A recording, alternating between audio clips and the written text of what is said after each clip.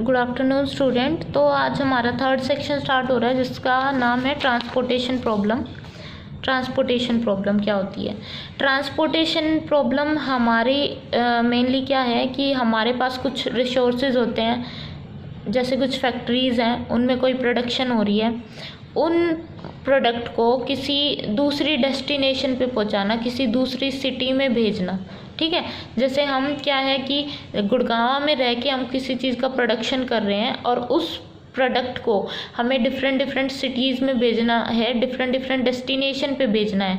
तो उन डेस्टिनेशन तक भेजने के लिए ट्रांसपोर्टेशन की जो कॉस्ट आती है उसको मिनिमाइज़ करना, उसको मिनिमम रखना, उसके जो टाइमिंग है, ट्रांसपोर्टेशन का जो टाइम है उसको मिनिमम रखना, जो कॉस्ट है उसको मिनिमम रखना, वो सब किस में इन्वॉल्व हो जाती है? हमारी ट्रांसपोर्टेशन प्रॉब्लम में इन्वॉल्व होती है। ठीक है, तो ये क्या बोल रहा है कि as already defined and discussed earlier, the simplex procedure can be regarded as most generalized method for LPP। हम मेनली क्या यूज़ करते हैं? सिंप्लेक्स मेथड यूज़ करते हैं LPP प्रॉब्लम्स के लिए, लीनियर प्रोग्रामिंग प्रॉब्लम के लिए। TP भी जो हमारा ट्रांसपोर्टेशन प्रॉब्लम है वो भी हमारा किस में आता है? LPP में आता है। ठीक है, तो मेनली हम सिंप्लेक्स यूज़ करते हैं। However there is very interesting class of allocation method which is applied to a lot of practical problem generally called transportation problem. तो हमारे पास बहुत सारे इंटरेस्टिंग मेथड हैं एलोकेशन के, जिनको हम जनरली ट्रांसपोर्टेशन प्रॉब्लम में इन्वॉल्व करते हैं, मतलब अप्लाई करते हैं। Whenever it is possible to place the given linear LPP in the transportation framework, it is far more simple to solve it by transportation technique than by simplex। जब हम किसी transportation problem को या LPP problem को अगर transportation के framework में fit कर देते हैं किसी भी प्रॉब्लम को, तो उसको सिंप्लेक्स की बजाय ट्रांसपोर्टेशन टेक्निक से सॉल्व करना ज़्यादा ईजियर हो जाता है हमारे लिए। ठीक है, तो जहाँ पे भी LPP की प्रॉब्लम ट्रांसपोर्टेशन प्रॉब्लम बन जाती है तो वहाँ पे हम ट्रांसपोर्टेशन टेक्निक यूज़ करते हैं on the behalf of simplex method. ठीक है, सिंप्लेक्स से वो ज़्यादा ईजियर हो जाती है हमारे लिए। Let the nature of transportation problem B examine first. सबसे पहले हम क्या करते हैं? ट्रांसपोर्टेशन प्रॉब्लम का नेचर है वो एग्जामिन करते हैं। If there are more than one centre, अगर हमारे पास एक से ज़्यादा सेंटर हैं जिनको हम ओरिजिन बोलते हैं, मतलब जहाँ से हमारा प्रोडक्ट तैयार हो रहा है, जैसे ये हमारा सोनीपत मान लो, सोनीपत हमारा क्या है? ओरिजिन है। ठीक है, जहाँ हम प्रोडक्ट को तैयार कर रहे हैं। From where the goods need to be shift to more than one places called destination, और यहाँ से हम क्या करते हैं? गुड्स को सप्लाई करते हैं। ठीक है, एक से ज़्यादा जगह पे, तो उनको हम क्या बोलते हैं? डेस्टिनेशन। ये हमारी क्या हो जाएंगी? सारी डेस्टिनेशन। एक ओरिजिन से या सेंटर से किसी भी प्रोडक्ट को सप्लाई करना किसी बहुत सारी डिफरेंट डेस्टिनेशंस पे। तो हमारी ये जो डेस्टिनेशन होती है वो डिफरेंट होती है, नॉन होती है हमारे लिए। ठीक है, the problem is to ship the goods from various origin to different destination in such a manner that the cost of shipping और transportation is minimum.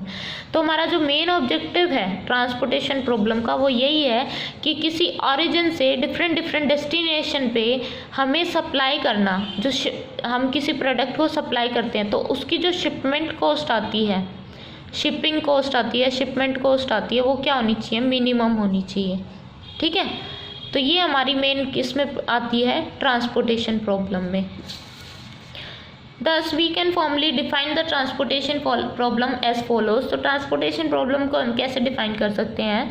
The transportation problem is to transport various amount of a single homogeneous commodity that are initially stored at various origin to different destination in such a way that the total transportation cost is minimum।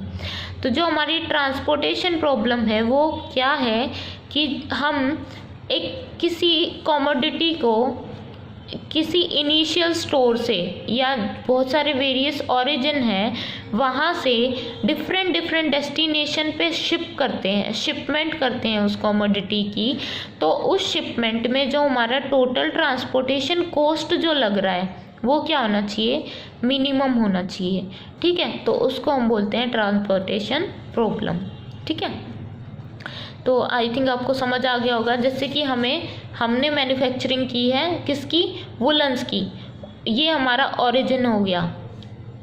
तो उन woollens को हमें different cities में भेजना है, time पे भेजना है और मिनिमम कॉस्ट में भेजना है, ठीक है। तो ऐसी कौन सी टेक्निक लगाएं कि वो जो हमारे वुलन्स है, जो हमारी कमोडिटी है, वो इन डेस्टिनेशन पे पहुंच भी जाए टाइम पे और उसकी कॉस्ट भी क्या रहे, मिनिमम रहे।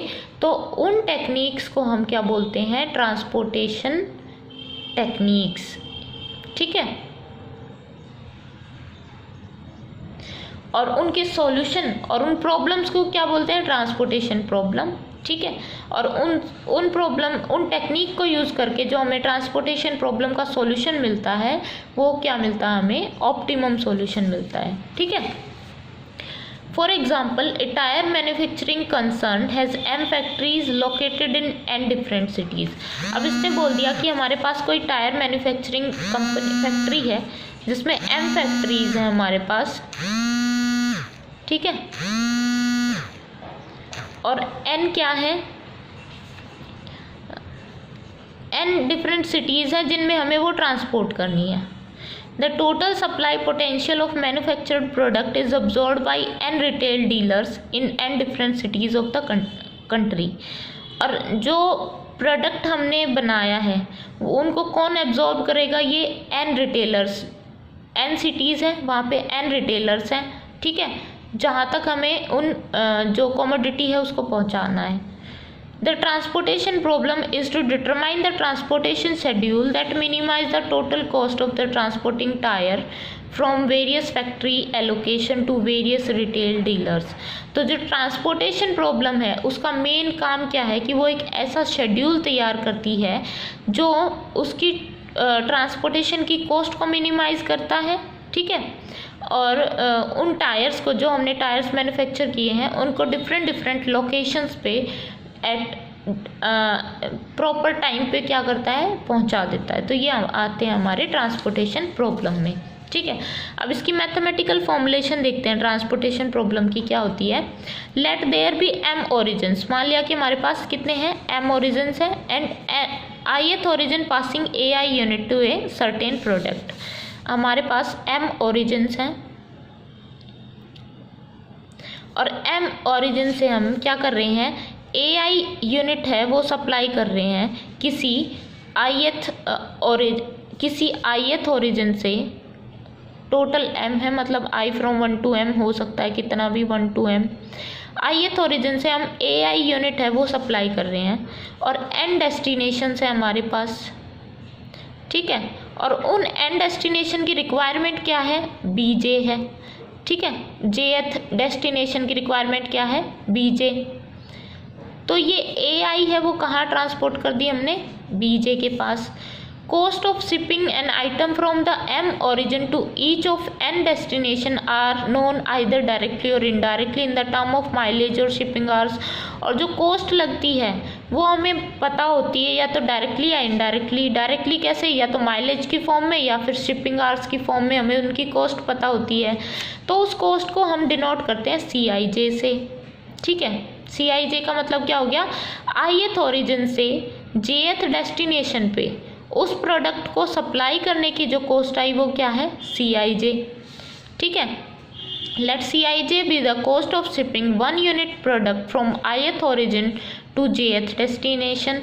मतलब कि 1 यूनिट ऑफ प्रोडक्ट को ith ओरिजिन से jth डेस्टिनेशन तक पहुंचाने में जो खर्चा लग रहा है वो क्या है, CIJ है। And XIJ be the amount to be shift from ith origin to jth origin destination. और XIJ क्या है, हमारा अमाउंट है जो हमने क्या किया है, सप्लाई किया है कहाँ से, ith ओरिजिन से jth डेस्टिनेशन पे। तो it is assume that the total availability satisfy the total requirement. और ये हम मान के चल रहे हैं कि जितनी हमारे पास अवेलेबिलिटी है ना उतनी हमारे पास रिक्वायरमेंट आएगी, मतलब डिमांड आएगी। तो ये अवेलेबिलिटी इक्वल टू किसके है, रिक्वायरमेंट के है।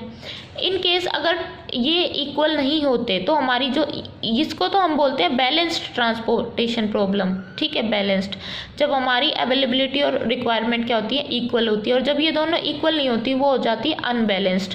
तो उसको हम कुछ मैनिपुलेशन करके क्या बना देते हैं, बैलेंस्ड ही बना देते हैं, ठीक है। The problem is now to determine non-negative greater than equal to 0 value of xi satisfying both availability constraint।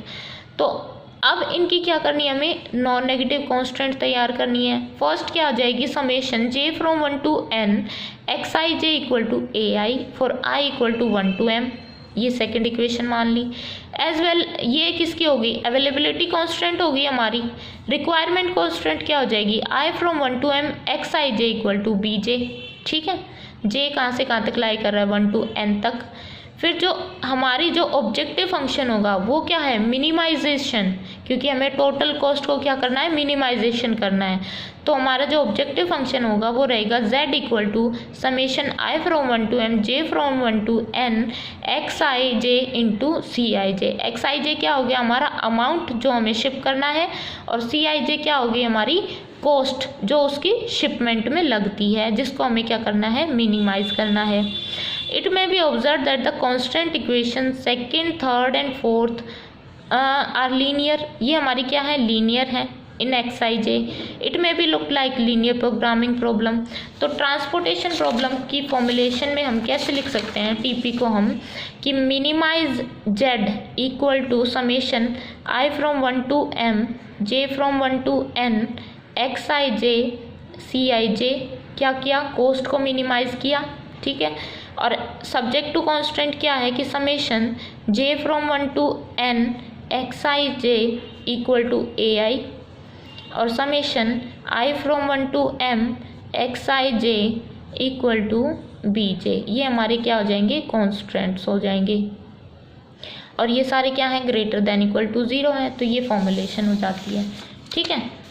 इसके बाद हम नेक्स्ट लेक्चर में करेंगे।